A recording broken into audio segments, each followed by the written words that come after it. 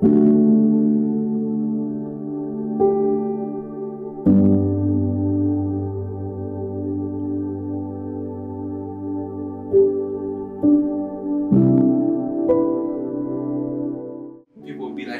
still, oh, namaste, namaste.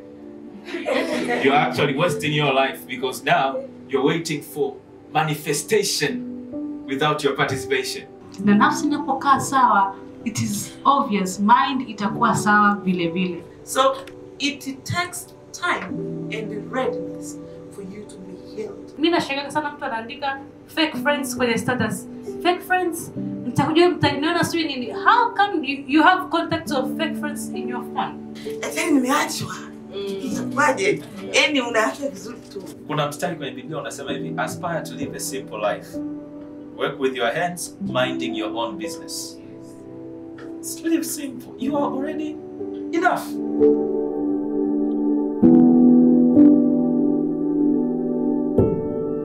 Kama mfano psychologist, unakutana na watu wengi ambao wana changamoto mbalimbali. How can a person recover? How can a person be healed kwenye different experience? Shida inakuja pale ambapo mtu anakuwa anakataa kukubaliana na ile hali. Unapokuwa unakinzana na akili na uhalisia, pale ndio tatizo la akili linapoanzia.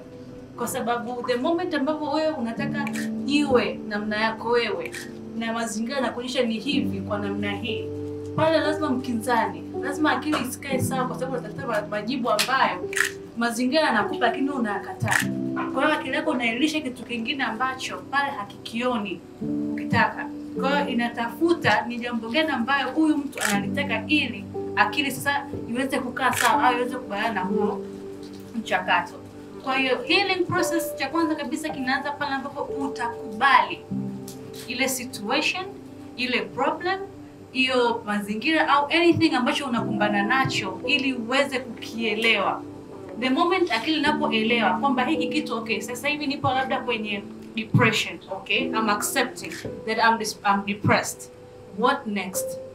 Unaanza kuangalia sasa ninatafuta kitu gani ambacho kinaweza kunisaidia mimi kuondokana na depressed, au ni namna gani ambapo I will manage my emotions. Kwa sababu emotions hawezi kuzikimbia. We are all human beings. Yani emotions zipo nzuri mbaya, we have to feel them. But watu wanapata shida pale ambapo wanakataa kufeel those emotions, wanaanza kuzikimbia. Pale shida ndio inapoanza. Uponyaji ni tendo la kiimani. Ukija kwenye upande wa medical field, sisi tunatibu. Tukizungumza uponyaji, that's the almighty part. Ndio. Ni kitendo cha kiimani. Yaani kuna mwingine anaweza hata hizi mental health issues asizielewe kwa sababu kuna mstari mdogo sana kati ya mental health na spiritual health. Yaani there is a very thin line. Kwa kama the other side, ukiwa spiritually sick, unaweza kuwa mentally sick. Yaani ni maeneo ambayo yanashabihiana. Ndio. Yeah. And mpaka ukasema kwamba nimepokea uponyaji au I'm healed, ni kitu ambacho umejaribu kujevaluate ndani ya muda, ndio? Na ni kitu ambacho kama ambavyo ameshasema awali, mapokeo yako. And mimi naweza kuona kwamba you're healed, but deep down you're not healed. Kwa the way unapokea vitu, the way unachanganua vitu, na mtazamo wako katika vile ambavyo unapitia. Na something to add hapo ni kwamba tunapata healing from the trauma that we're experiencing. Na hakuna ambaye ni immune to trauma. Yaani natumaini pia ni shahidi kwamba wewe kuzungumza haya mambo hakukufanya usipate, ndio? Yaani me too, I'm talking about these issues, but it does not make me immune. Sasa kama wale ambao mnahisi wanaweza wakazungumza, mnahisi wanajua to their core, and yet it hits us. Yani it hits us, it hits us. Kwa hiyo unaweza kuona ni jinsi gani kwamba we are all the candidates of anything at any time. It's just the fact that we have to stay equipped emotionally in all aspects, mentally, hivyo. Japokuwa sasa ubaya ni kwamba kama tunashindwa kupokea uponyaji katika mental issues, kuna wakati inafika mpaka tunaona on the physical part. That's the part that you come to the hospital. Daktari anakuja anaumwa kichwa, najisikia mwili mchovu, na hisi is malaria. Lakini tunajaribu kufanya hivyo vitu hakuna. Kwa hiyo kama yani mpaka ikafika hatua tunakuona kwa nje kwamba you are traumatized, ina maana umeshafikia to the point that of no return. You have failed to hold it inside by default. Yani sio kwamba unasema sasa nianza kujionyesha kwamba I'm traumatized. No, deep down mwenyewe unaona kwamba I'm struggling hard and you're trying to put that smile. Lakini kwa mtu ambaye anajua, yani kama mtu ambaye anakujua vizuri, ukitabasamu na brother hapa umedanganya. This is not, yani this is the fake smile. Si ndio? Sasa unakuwa unajitahidi sana kufanya hivyo, lakini ni vitu ambavyo vinaathiri mpaka maisha yetu kila siku. And the energy is very contagious. Energy, nguvu yako wewe, yani uwezo wako wewe unaambukiza.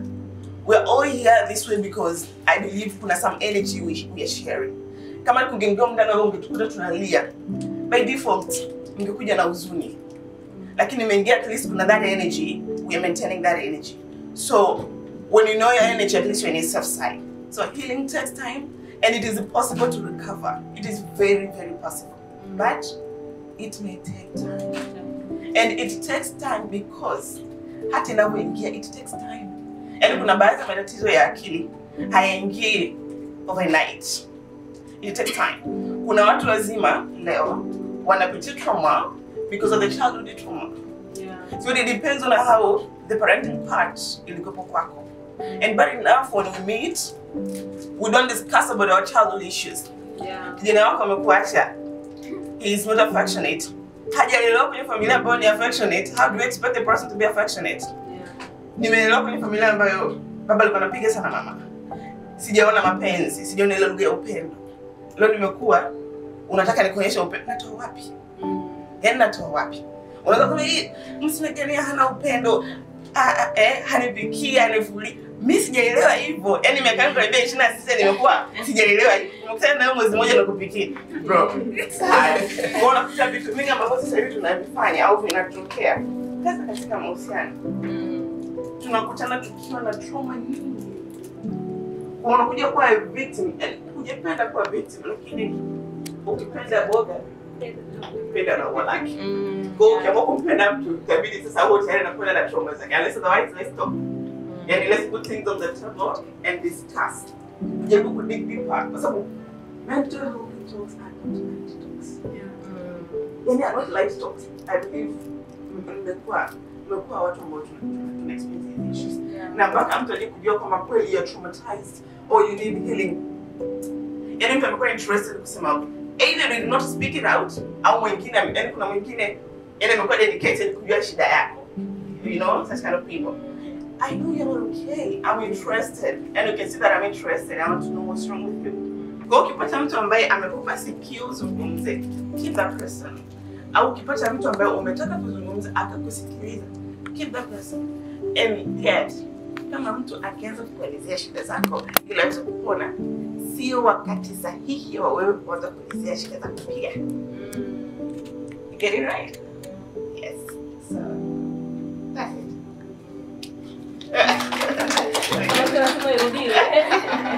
Tusielezee shida zake, kipindi mtu anakuelezea shida zake. Tunajua wote tuna shida. And I'm having my issues. You have your issues. Lakini nikikwambia, Joyce, yamenifika hapa. Naomba nisikilize. Na ukinisikiliza ibe yako madogo. Don't. Please don't. Ni mdogo kwako, kwangu mimi ndo kubwa. You get it? Yeah. Mimi nimepata sala milioni 2. Mimi nimechukua milioni 18.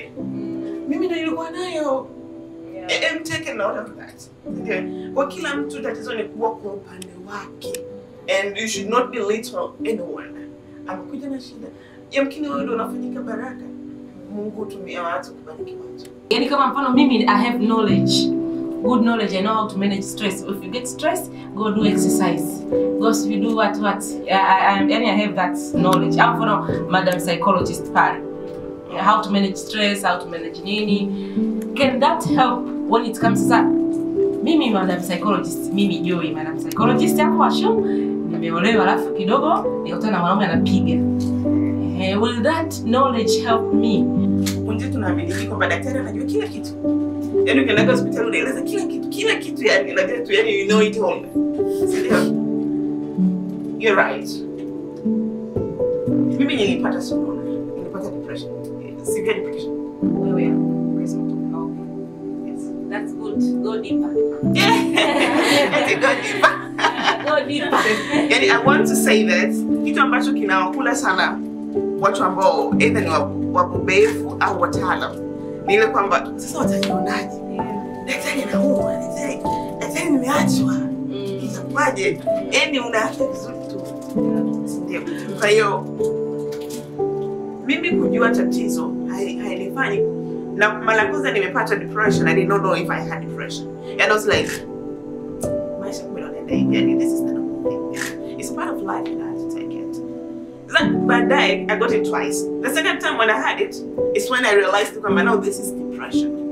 Because sometimes story told and story experienced with two different stories. Yeah. Yani ukiniambia umefiwa nitakucancel kama wewe uliofiwa. Siku nikifiwa mimi huo ni msiba mwingine. Wanasema kila msiba na maumivu yake. Si ndio?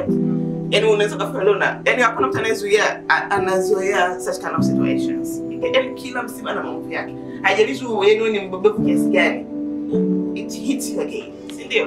Kwa hiyo mimi nimepitia mental health issues. Sio kwamba nilikuwa sijui. Yani nimepitia by the time and I'm crying and a phone is ringing, a person is asking for help. Sio unanielewa? Like many such kind of situations. Yani mimi mwenyewe nasubiri bro aniambie kitu kwamba you be strong. At the same time another person is calling with the very same scenario. Anaomba grace msaada. So unakuta times akinipigia siwezi kumwambia hivi unajua nalia. You get the concept. Itabidi nifanye okay, asante kwa kuniamini. Yamkini ndio njia pekee na mimi pia naweza nikapona. Nitakusikiliza na naweza nikakushauri vizuri sana. Vizuri sana sana. Lakini kunafika wakati I need to hear it from outside. I know things are going to be okay. I know it will get better. I know and I know everything. But when you come and tell me that Grace will be better. It will be better for you. And at the same time we can talk about it will never get better. Even if I know to get better, I can by the fact that you told me it will never get better. I'm dwelling in that. Because it's my very weakest point. And I need to be lifted up. You get it right? Kwa kuna wakati unafika, regardless how strong you are. Maybe ni Kristo ama believer. Lakini natamani kuna Wakristo pia wanaweza kama kupitia hii hali. Kuna muda unaweza kupitia kitu huwezi hata kusali. Yes. So haijalishi unajua vitu kiwango gani. Kuna wakati tunahitaji mtu aje kutusaidia. Ndio, yani tunahitaji mtu wa pili kutuambia na haimaanishi kwamba ukipitia anyone in your trance, haimaanishi kwamba you're not enough. You are human. And at the end of the day, you're just a human. You're not a robot. You may be, yes, a very good person. But there is a time you need another person to say something to us. You get it? Na wapo watu wakubwa kabisa ambao wanasema, "Oh, so big. We are humans, Senor." And the thing that I would really like to share in Papa, not only human, we are human beings. Not human being or human to be. Human beings. We're in the process. And tumezelewa tuko kwenye process, tuko kwenye process. Go. Don't expect to be a robot, to be so solid. Umepata changamoto, you need to feel it. You're a human. Yani don't mask the situation of something. Yani unafukia. Itakula and it will haunt you for the rest of your life. Until you speak it out, put it on the table. Another person says something on you. That's how we get healed. So it takes time and the readiness for you to be healed. And we are humans. And the good thing is, yote yanaenda kwa sawa. I've come to realize kwamba hizi issue bana za mental hizi kidogo zinahitaji Mungu vile. Mungu lazima awepo 100%. Yani kwa sababu we are human beings na tumetokea kwake. Yeye ndo anayetujua zaidi. Kwa hiyo it is yani ni lazima yeye ndo mtu wetu wa kwanza. Ndio maana hata kwenye sessions tuwaga tuna encourage watu, do you even pray? Pray is part of healing. Ndio maana wengine wanataka wanakwambia meditate instead of keeping prayers, but prayers are highly needed, because of the moment that you pray, the moment that the soul is eating, hapo ndo tunapolisha nafsi zetu, na nafsi inapokaa sawa, it is obvious mind itakuwa sawa vile vile. Kwa hiyo Mungu kwenye mambo ya mental illness, mental health, yeye anahusika 100%. Ndio maana hata believer yoyote yule atakayeamini kwamba Mungu yupo na anapitia changamoto, it is obvious lazima kuna namna ambayo atapata satisfaction within ambayo itamsaidia hata kwenye kuheal process nzima ya maisha yake. So if you are a Muslim, you pray. Okay? If you get that situation, eh? If you are a Christian, psychologists, we are here to help each other. Lakini kuna level ambazo hatuwezi kufika. That's why we have spiritual people like Madam Pale, she's a pastor. Kwa hivyo na issue yako umeleta secret box, unaona kama ngoma bado haiendi, unamtafuta Madam Pale. Yes, she's a powerful pastor.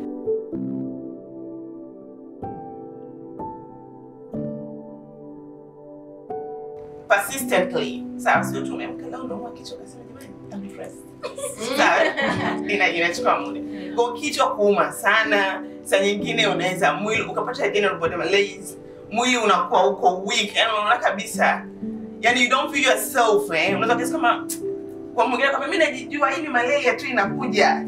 Sawa, yani mwili wenyewe unagoma, yani kuna namna the body unakuwa unajisi mchovu hivyo. Lakini pia kwenye upande wa kula sasa kihisia, unaweza ukawa hauna hamu ya kula. Yani mwingine anasema mambo yote ninayopitia, why should I eat? Anza kaangalia mwenyewe akajiscrutinize mwenyewe akaona no need for me to eat. Ile hamu huna. Sawa? Lakini kwenye kula is two sides. Unaweza ukapunguza kabisa hamu ya kula au ukawa unakula sana. Yeah. Yani unakula sana. Kwa kawaida mtu mwingine anakula tu sana. Lakini kama uko kabisa with your normality exceed, is something to take a note on. Sawa? Tunakuja kwenye sehemu nyingine ya usingizi. Wengine wanakosa kabisa usingizi. Yeah. Sawa? Lakini mwingine amelala sana. Na kwenye kukosa usingizi it depends. Mwingine anakosa usingizi throughout. Mwingine anapata kazi kupata usingizi. Na mwingine anawahi kupata usingizi lakini unawahi kuisha kwa the rest of the night anakuwa work. And bad enough, very bad enough. Sasa hivi tunaingia kwenye mwavuli anaangalia movie. I'm browsing. The whole night you're browsing. You're browsing really. The whole night you're watching series. Kuna sisi moja imeingia hapa. The whole night kweli. Kwa unakosa usingizi. Na mwingine anaweza kufika hata kabisa hawezi kulala mpaka atumie dawa. Sawa? Dalili nyingine unajisikia hisia hasi. Yaani unakuwa ni mtu ambaye unajiona huna thamani. Huoni thamani ya wewe kuendelea kuishi. Unaona hata nikifa sawa. Hakuna umuhimu wa mimi kuendelea kubaki. Kwanza watu hawanipendi. Kwanza sina umuhimu. Hakuna kitu nitafanya mtapendezwa.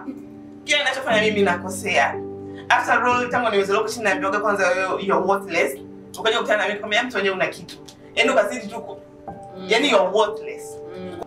Unapenda kukaa peke yako. Yes, we preach on solitude, but ni mtu yaani unakuwa mpweke sio kwa kupenda. Na watu wengine tuko wengi hapa lakini bado anakuwa mpweke. Yaani kachana mtu peke yake. Unajua kuna mtu peke yake anakuwa mpweke. Yeah. Okay? Yeah. Sasa mtu anakuwa na upweke uliopita. Tuko wengi bado ni mpweke. Akiwa peke yake ndio mpweke zaidi.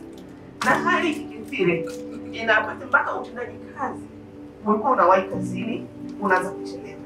Haujapata sasa nianza kuchelewa. By default, you're not feeling yourself. Hauoni thamani. Yaani ile connection ulikuwa doing haipo. Kwa kazini unakuta unachelewa. Okay, umewahi kazi unafanya vibaya. And bad enough to see that you don't care. Like, na pia kitu kingine, never judge anyone anachopitia chochote kile. The moment unaanza kumjudge au mtu anakuja anasema na kuambia tatizo lake, the moment utaanza kuweka question mark na kujudge, hapo ndio the moment ambapo unaanza kumuua, kwa sababu anaanza kufeel abnormal. Kwa sababu anajiona kwamba I'm not functioning well kwenye hii society, maybe I'm somebody else. Kwa hiyo ataanza kuitafuta kwamba what person or what somebody else am I? I'm very different to others. Na dalili nyingine pia hapa amesema kama zote almost ambazo kila mmoja ana experience in daily life. Na pia dalili nyingine ni kwamba mtu anakuwa kwenye maongezi yake, anaongea sana kujiua, au hata kwenye kazi.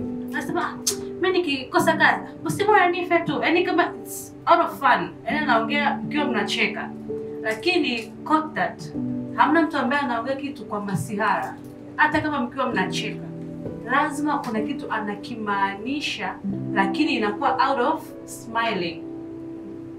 Kwa hiyo mtu ukimwona rafiki yako ana hiyo jambo, au hata wewe ukianza kuongezwa habari kwamba nikifanya si bora tu nife, au kwamba nini, mwisho wangu utakuwa hapo, utakuwa umeshaishia hapo. Lazima uweze kujievaluate kwamba okay, kwa nitakuwa na tatizo, mbona naongea mambo ya kufa. Lakini ni ngumu kwa wewe kujievaluate kwa sababu unakuwa umeshia kufa ndani yako, umeshajizika.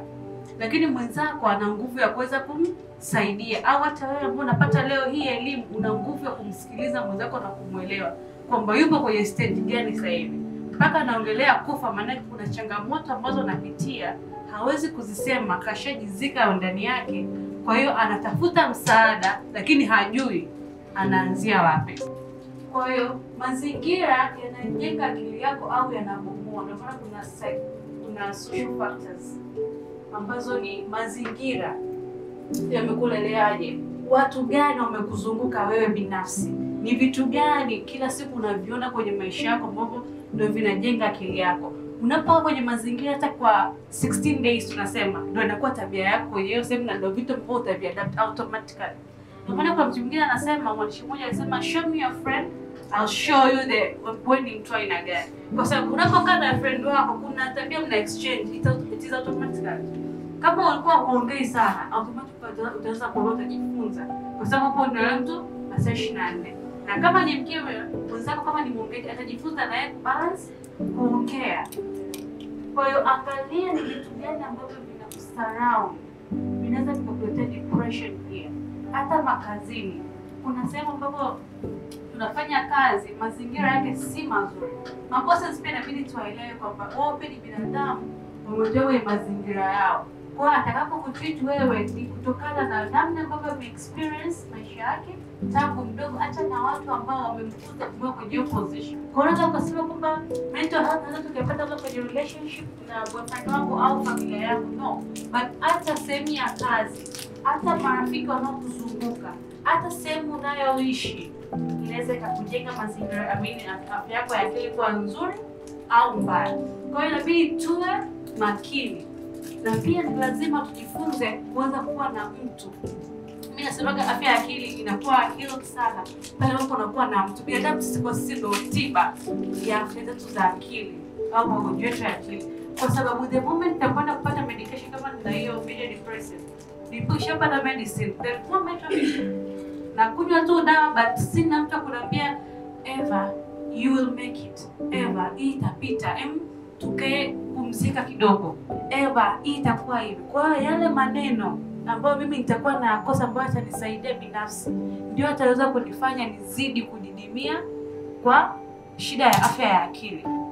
Lakini the moment ambapo utaweza kujenga mazingira ya kuwa na watu, mazingira ya kuweza kuchagua watu ambao watakuwa ni sahihi, au watu fulani ambao unajua nikipiga simu Dajoy atanipa neno nzuri. Tujifunze pia, tusijifunze pia kuwa na toxic friendship. Mimi nashangaa sana mtu anaandika fake friends kwenye status. Fake friends, mtakujua mtaniona sio nini. How come you have contacts of fake friends in your phone? Yani, why should you stay with fake people or bad people? What should you? It is obvious that they will give you negative energy or bad energy, which might damage psychologically. You need to have those good people about they will support you regardless. People ambao watakulisten. Kwa hiyo usiwe na watu ambao unajua kabisa these are my enemies, ambao wewe utawaita enemies. Sijui kwa namna gani utawacategorize, nategemea na wewe. Lakini inabidi uwe na watu wako ambao unajua kabisa these people they will give me good energy. Cut off taratibu. Usimwambie maneno mabaya, usimpe, usigombane naye, lakini wewe distance kwa yule mtu automatically. Mimi huwa sipendagi bad energy at all. The moment I realize you have a bad energy, you're not my friend, my dear. I can be waiting you, naweza nikakusaidia sema ambako utapata shida, but sitakuweka karibu kwenye maisha yangu kwa sababu najua you will affect me. Na akili na tabia ya kubeba kile ambacho kinaisikia. Ukisikia tu kwamba Eva utashindwa, inakaa kwenye akili. Akili kama kompyuta ina dark. Utakuja kufanya kitu fulani, nikishindwa hata kubeba ile huwa itatik Eva anashindwa. Kwa hiyo itakaa kwenye akili yangu kwamba mimi ni wa kushindwa tu.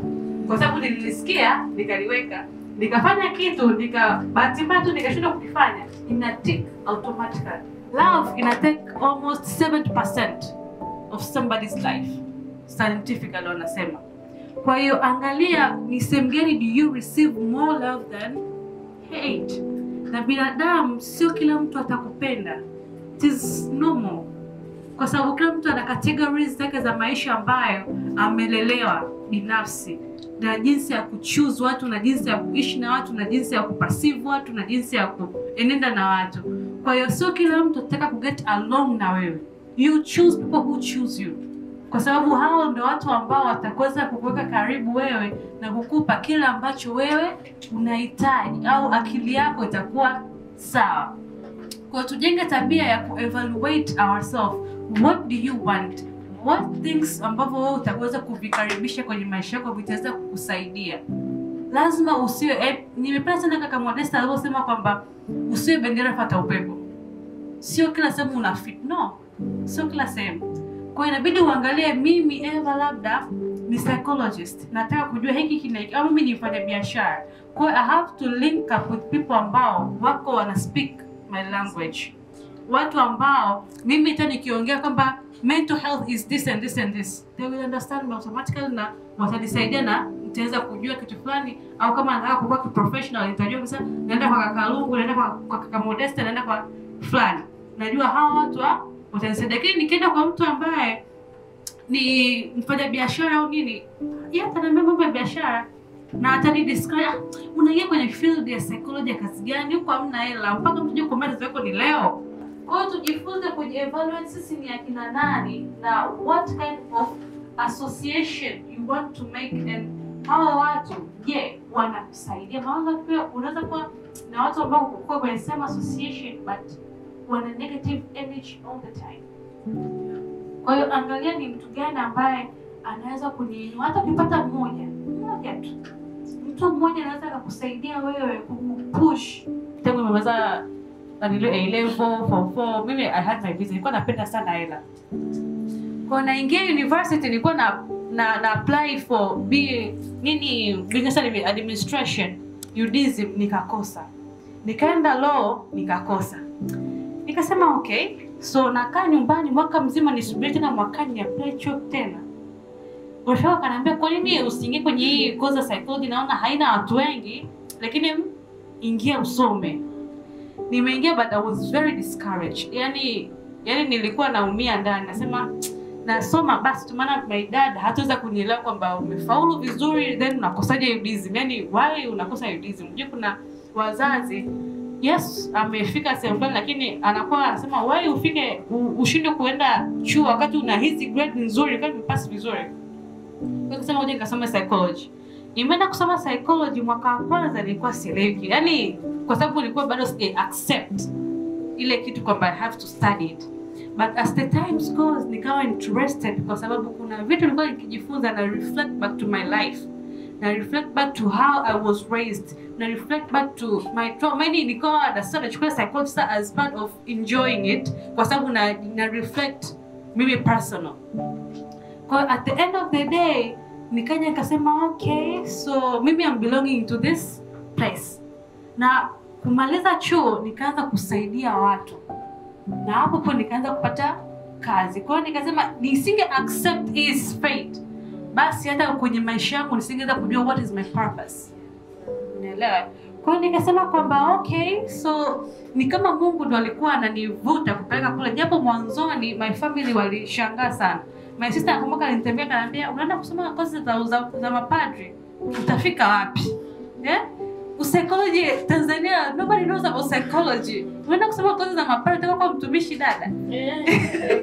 So I was very discouraged. Nikasema nikimaliza chuo basi nasoma tu, yani nikimaliza chuo sifanyi hii kitu naiacha. But nimejikuta kwamba it is automatically watu wanakuja kutafuta msaada kwa sababu niliwekewa kuwa huko, na ni Mungu naamini kwamba aliniamini kuniweka ili nisaidie watu. Japo nilikuwa sijui, lakini alinionyesha njia. Kwa the moment nimeanza kuaccept, pale hapo ndo nilianza kuwaza kwamba okay, so natakiwa nisaidie watu wa aina hii. Swali langu linaenda kama lifuatavyo. Kwa mfano unakuta mtu anapitia vingi vya kuumiza, lakini hana mtu wa kuongea naye. Lakini at the same time, the same person, unakuta ukikaa, ukijifikiria, you're not sure kama you're stressed. Yani hujioni kama una stress, hukumbuki mara mwisho umelia ni lini. Like, sasa hapo unakuwa ni traumatized, unakuwa umeheal. Yani what kind of a situation kama hiyo, unakuwa kwa state gani? Like mimi unakuta ni hujijui kama una stress. Hata ukijistress, you don't see that stress. Lakini una vitu vingi unavyopitia, you don't talk out. You don't remember mara mwisho umelia lini. Hiyo situation hapo mtu unakuwa kwenye situation gani? Kifua chako kimejaa na hautaki kuongea kwa sababu unawaza kwamba labda hamna kunisaidia. Umeelewa? Sasa inaweza kafika, hatuwezi kusema kwamba ni major depression kwa sababu kuna dalili za mtu kuwa na major depression. Unaweza kusema ni moderate. Anakuwa depressed lakini ni moderate. Mtu kama huyo lazima aanze kutafuta msaada. Kwa sababu cha kwanza lazima mtu aanze kujitambua. The moment ambapo wewe umeshajitambua kwamba nina matatizo, napitia vingi, nimebeba vingi, I need a person to talk to. Hiyo ni step moja kwanza ya kuheal kwa sababu ushakuwa na awareness kwamba I need help. Umeelewa? Kwa hiyo ni step ya kwanza ambayo wewe inabidi uichukulie hatua kwamba you have to seek for help. Kwa sababu you have a lot but hauoni sehemu gani ya kwenda kutafuta au kupata majibu au maswali au msaada wa kuweza kutatua mambo yako. Umeelewa? Kwa hiyo unakuwa kwenye moderate depression. Kwa hiyo mpaka ufike kwenye ile major ndo anasema kwamba unakutana mwingine anakuwa very aggressive au anafanya vitu ambavyo sivyo. Lakini kama hujafika huko unakuwa kwenye moderate depression kwa sababu still you need help. Na upo kwenye stage ambayo at least umeweza kujitambua kwamba napitia hiki, it is not normal. We don't have time for ourselves. And most of the times, I don't talk of loneliness, Sarah. I'm talking of having time for yourself. Time to listen to yourself. Time to digest your moments. Time to scrutinize yourself, to assess yourself. And time to feel everything that you have been experiencing. And time to put things on the table and see nini kimetokea, umefanya nini, umereact vipi, umekosea wapi, mapungufu yako ni yapi, how can you correct them, strength zako ni zipi, how can you rely on them. Time for yourself, and it's solitude. Solitude is so powerful. And ukiwa hivi ni crowd, yani kuna vitu huwezi kupata in their clarity. Ila ukikaa chopping kwa mwenyewe, ukaanza kusema hebu Grace, hebu nikusikilize. Watu wengi tunaogopa kujisikiliza. Yani huko ndani wanasema kuna tisha. Sawa. Mwingine yani okay, wanasema kuna stages kwamba kuna mwingine kama hajaanza kukaa peke yake kwanza basi jifunze kujichanganya kwanza. At least to get used kidogo na the interaction part. Then when you must interaction, you need to feel your own company. Yani una uhakika ukiwa kwako, umeme hakuna, simu haina chaji. Okay, ina chaji haina internet. Una uwezo wa kukaa, sio kuwa mpweke. Yani wa kukaa na ku appreciate your own presence. Sometimes when you have time for yourself, it makes you go deeper in yourself. And for believers, God doesn't speak in public. Yani kuna ujumbe huwezi ukapata ukiwa na mahangaiko. Upo kali yako huku vipeps kushoto kulia, Mungu aseme na wewe acha hizo habari. Yani God needs silence. si ndio? So, kuna maana wengine wanasema wanaenda mlimani, si ndio? Pastor is going to help us in that.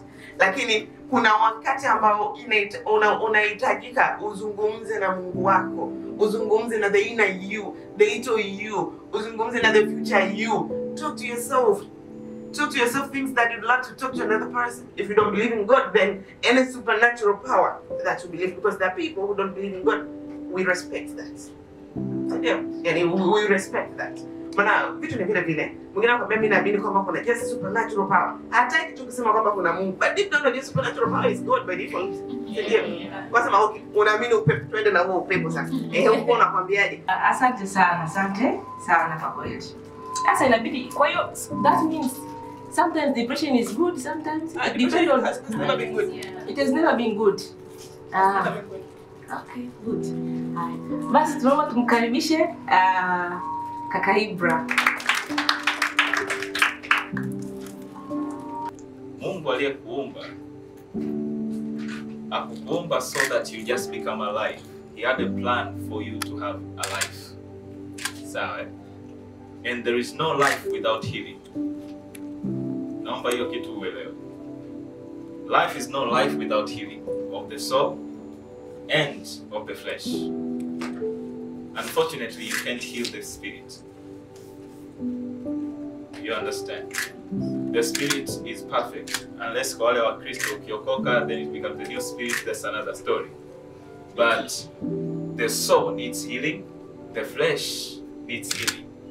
And it's interesting that God can even heal seasons and times, according to wasomaji wa Biblia. You understand? Healing means restoration, in other words. To bring it back to the way it used to be. And sometimes to bring it to a place that it was supposed to be.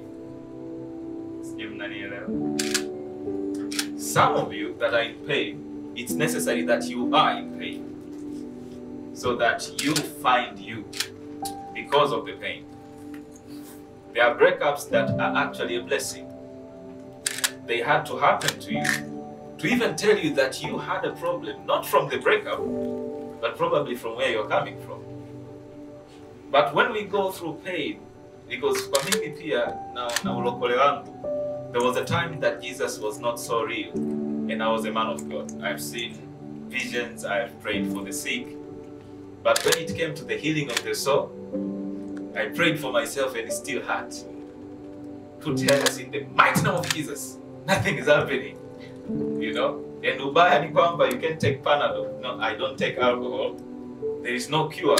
You know? You sleep, you wake up, it still hurts. And it led me to a place of asking God, now, how do I heal my soul?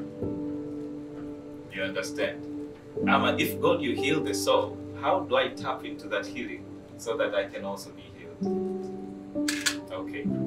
I have so much to say, but let me say something that I really wanted to say today. We will go to the healing part, okay? Tumeumizwa na watu.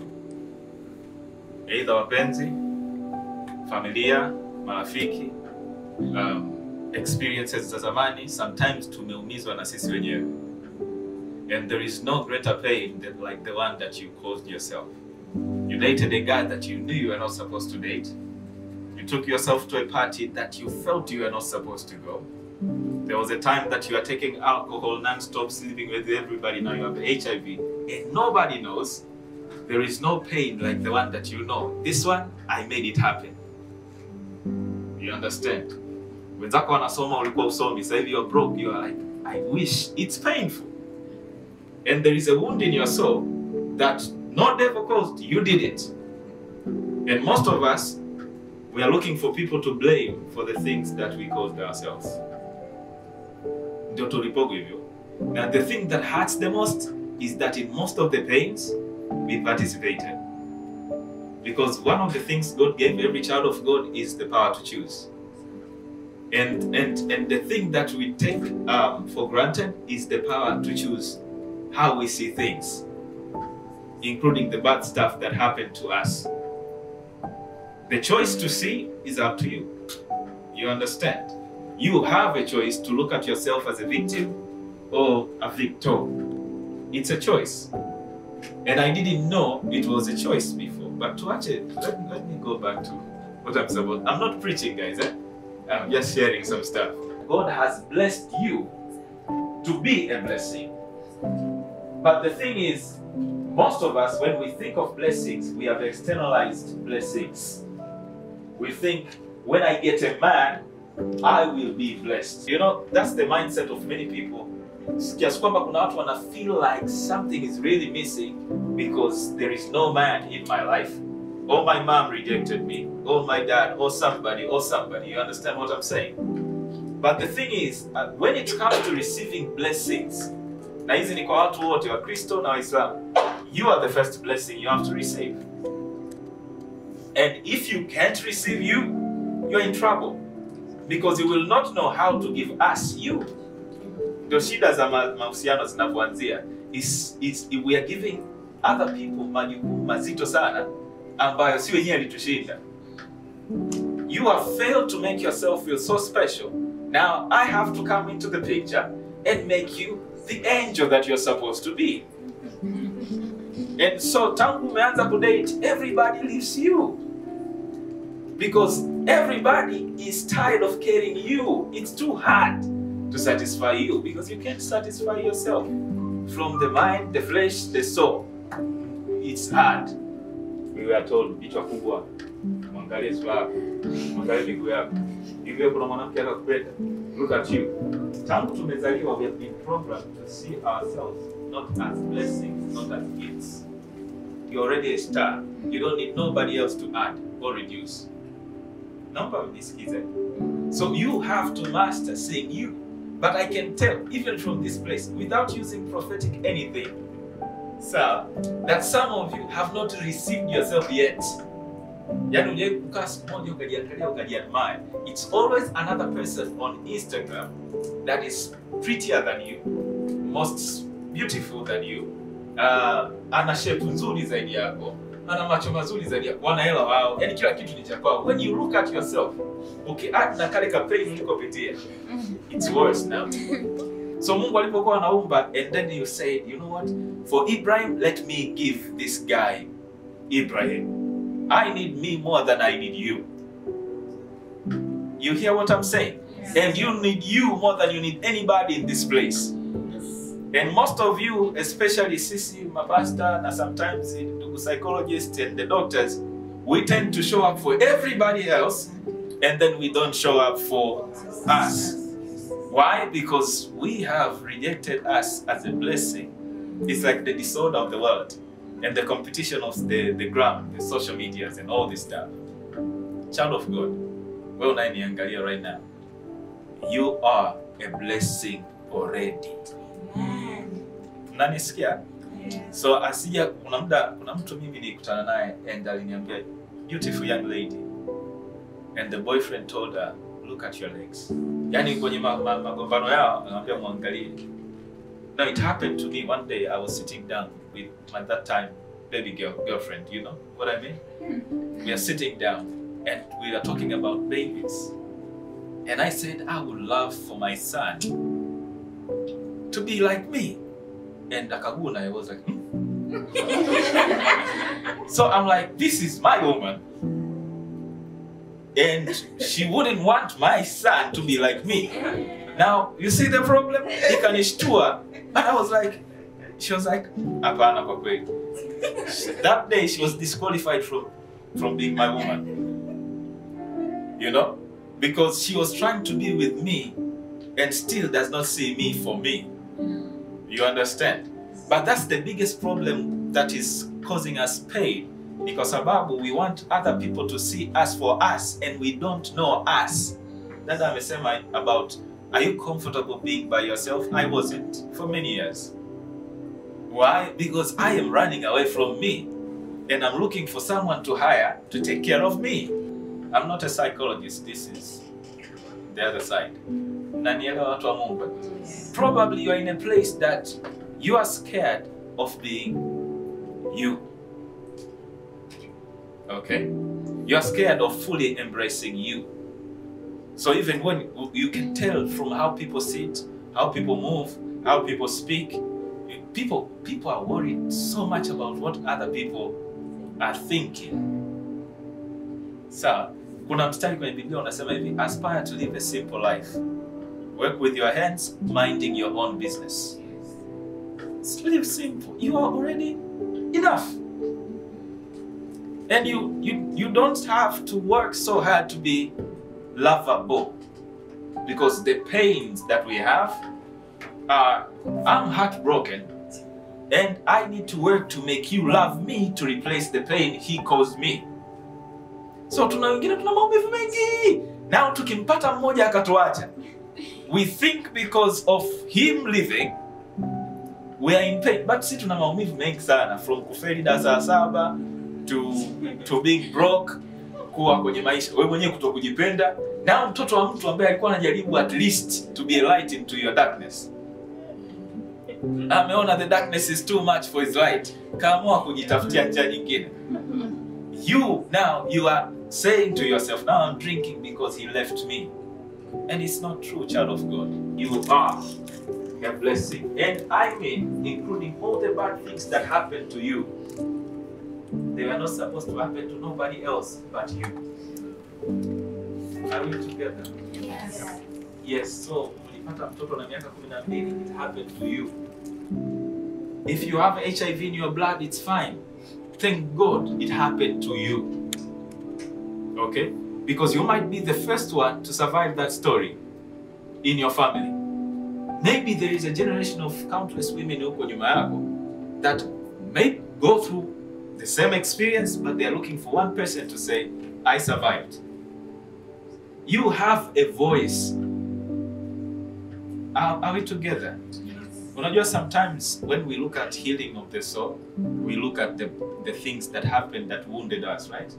But now we have a generation of people that are living their lives looking backwards. Yani you are moving forward in age and numbers and years, but ukweli wewe unaenda mbele huku unaangalia where you're coming from. So we have a group of people that have forgotten their future. You don't know what your future is like, because from the moment he left you, from the moment the man abused you, from the moment you got the baby, you gave out and gave up every good dream you had. So some of us here don't know what we are without what we think happened to us and the stories we have told ourselves. But I dare you to try to think, what can I become if I give up some of the nonsense I've believed about myself? Until when you will live by the shadow of the abuse and what they said and what they did to you, and you know, my family never supported me, I don't know my dad. Okay? Until when utakaa kwenye mazingira ya kusema kwa sababu mimi kwetu hamna mtu anayeolewa, so you know what, itavyokuwa ndo itavyokuwa. You understand what I'm saying? What about your future 30 years from now? Can you even try to remember, not even imagine, remember what kind of life you wanted? And now you are living according to what exactly? Are you anchored from your past?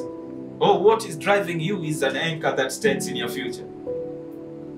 Because that's kama kuna shetani, that's what the devil is fighting for. To get people to try to move forward looking backwards. And life does not work like that. That's why we need faith. With your pain, you can still make it. And sometimes the only thing you need to heal is remember your future. That's all. Remember your future, the dreams you had. Some of you wrote them down. Some of you never wrote, you just imagined. Now this person that exists now, that can't dress well, can't eat well, who is okay, who's waiting for a miracle now for 3 years and you can't do anything. This person, this is a giving up kind of person. You don't know. Depression, I believe, it causes many to give up. And now, kwa sababu ya trend ya mambo ya spiritual kwenye Instagram, people will be like, I'm being still, oh, namaste, namaste. You're actually wasting your life, because now you're waiting for manifestation without your participation. It will never happen. You will read all the books in the world, because faith demands you to do something. You have to be moving in the direction of your future. Atuseme ukatae what happened to you. But what if you can use that to get to the future? And as you go to the future, use that to help other people, because life is not about making money. It's about you becoming a blessing to others. And what a better blessing than using your story to inspire others. That's the voice, I believe, the Her Voice is for. I don't believe this platform is for just venting. People have voices. Kuna watu hapa mme overcome incredible challenges. Kuna watu, you took yourself to school. You put yourself to school. You sold mitumba, you sold viazi, you did it. There are people here that have sold their bodies to go to school. I know some. And it may sound something very bad, but no, it's a victory story. The means might be bad, but the courage to do that just to get a degree, it takes what it takes, and there is nothing to be ashamed of because God forgives. You understand? And the thing about God, the love of God is without judgment. My sister said, you know, we have to give up judgment when we meet people. Because ukweli ni kwamba many people have said for years, and mimi nakataa, love does not hurt. Love heals. Kuna tofauti ya mapenzi na upendo. Mapenzi ni sanaa hii ambayo anybody can do. Love has grace in it. You need, in spite of all these things, you need to treat yourself with gentleness and grace. You cannot wait for us to show you love if you can't be graceful to yourself. How many times have you fallen down? Why are you beating yourself up? I hope you're hearing what I'm saying. You don't have to beat you up. Everybody will do that for you. Okay? The thing about love is, love, but you know, it's very interesting than anything else. Nobody qualifies for it. Yani, that's the good part about love. Kwa hiyo nawashauri mimi ndugu zangu, my sisters and my few brothers, unapokuwa na mpenzi wako ambaye anakufanya ufanye kazi sana kupendeka, huyo mambo hakupendi, niwasaidie samjue. Now, the thing is this, you should also not qualify for your own love. Give it to you for free. Umepigwa matukio, it's okay. Wake up in the morning, go to that shower nice, you know. I know mdawo, you don't feel like it, but it's grace when you decide to be, you know what, wamenipiga matukio but I'm gonna shine anyway. It's grace, you don't deserve it, but you give it to you anyway. Sasa wewe unakuja unataka kutuonyesha kwamba kupigwa na maisha na boyfriend na mapenzi. Kwa tukikuona sisi ndugu watumishi tutakwambia, can I prophesy? I see heartbreak written all over you. Miserable. You have not slept for days. No, umepauka dada, umepauka. Ucha ujakata. All this because you are punishing yourself. Can I be real? You are a lady. You have not shaved here. You have not shaved here. What's wrong with you? Do you understand? Because you don't care. It's a reflection of fear. You have rejected you. Now, if you rejected you, how do you expect us to like you? Okay? How? Look at yourself. You don't remember to cut the nails. You simple stuff. Why? You don't give yourself grace. You're punishing you. Then we will punish you too. We will surely punish you.